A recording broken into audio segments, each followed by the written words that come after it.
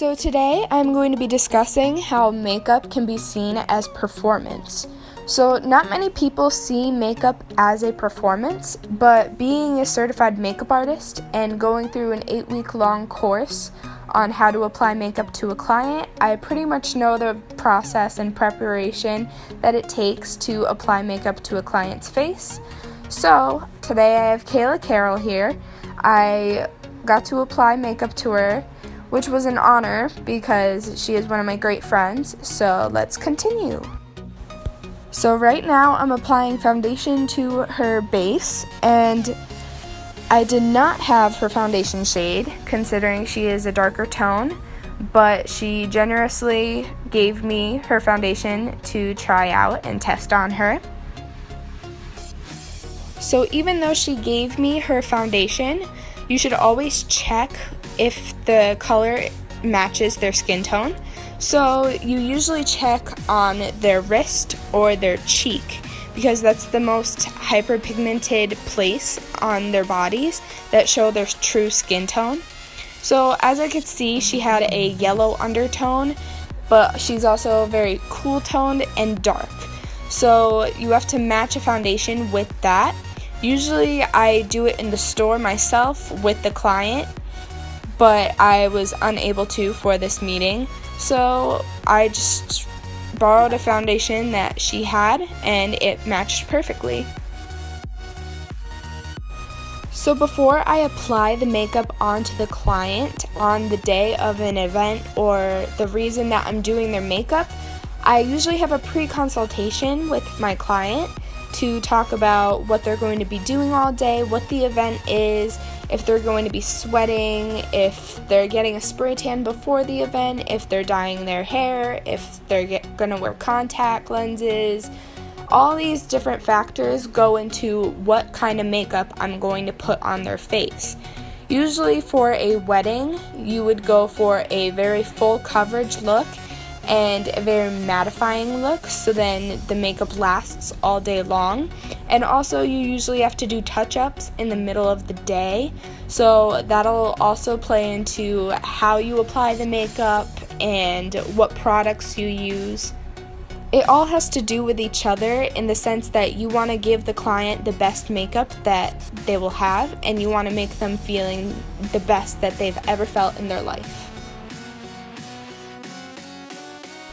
So now I have Larissa Walker here to help me. She's also a very great friend, and I'm very thankful to have her. And with her skin tone, she has a very light skin tone like me. And so I got to use the same foundation that I use, and it actually matched pretty well. And I did not see any difference between her regular skin tone and the foundation that I used on her. So that was really great.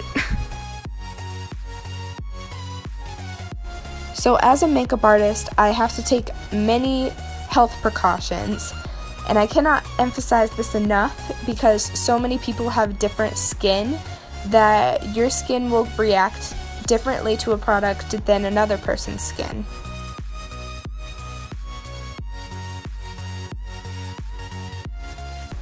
So before I meet with a client, when I'm getting ready to go meet with them to do their makeup, I clean all my brushes, and to the meeting I bring plenty of makeup wipes just in case if a product does not work on their skin, I can quickly take it off and it will be clean.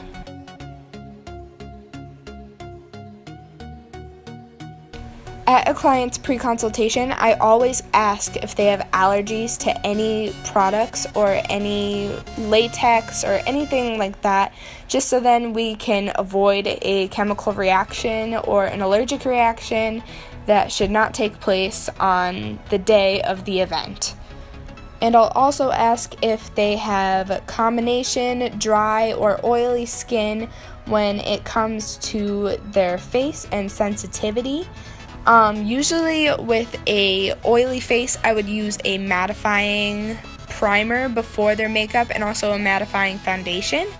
And for dry skin, I use hydrating primers and hydrating foundations just so then it'll balance out with their skin and it won't give a bad reaction with an oily face being even more oily or a dry face being even more dry.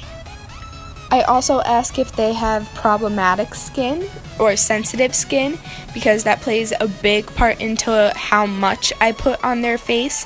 I shouldn't be caking on a bunch of makeup onto somebody who has problematic skin, because then the next day they're going to have pimples on top of pimples on top of pimples, and that will not make the client happy.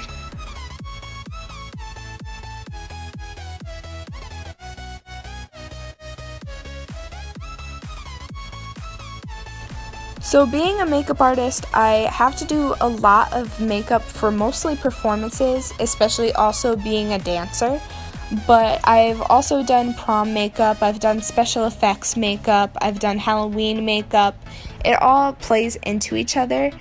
But pretty much every event that you do makeup for is a performance in itself.